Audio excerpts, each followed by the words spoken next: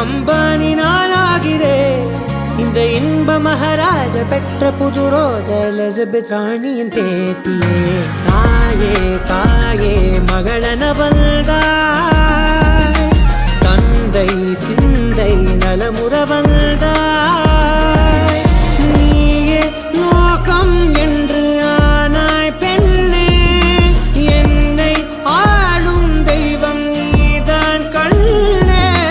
பெற்றது நானா இல்லை உன் மகனே நானம்மா.